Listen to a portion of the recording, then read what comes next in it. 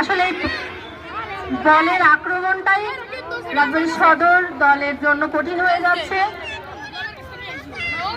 তারপরেও ক্লিয়ার করলো রাজবাড়ী সদর খুব সুন্দরভাবে এবং আক্রমণে রাজবাড়ী সদর, কিন্তু না, বল মতো মাঠের বাইরে।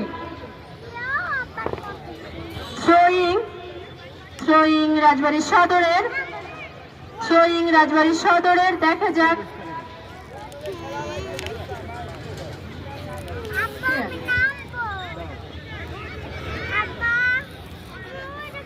ধন্যবাদ মিতাপা।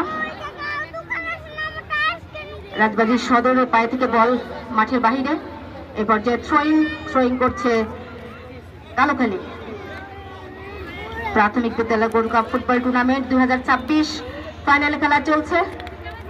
বালিকা ফাইনাল খেলার ফলাফল রাজবাড়ী সদর 0, কালোখালী 2-0 অবস্থা নিয়ে আবারও এগিয়ে যাচ্ছে আক্রমণে কালোখালী। দেখা যাক কি হয়।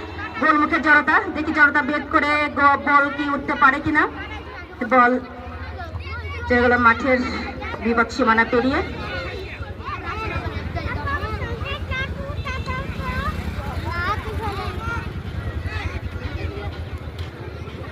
দুটি টিম আপ্রাণ চেষ্টা করছে। একটি টিম সমতায় ফিরে আসার আপ্রাণ চেষ্টা, আর একটি টিম গোলের সংখ্যা বাড়িয়ে নেওয়ার চেষ্টা। দুবার গতিতে বল নিয়ে এগিয়ে যাচ্ছে, কিন্তু বাধা কালোখালীর মুখে। আবারও আক্রমণে কালোখালী, কিন্তু রাজবাড়ী প্রতিহত করলেন। ছোট ক্ষুদে খেলোয়াড়দের বল নিয়ে এগিয়ে যাওয়া।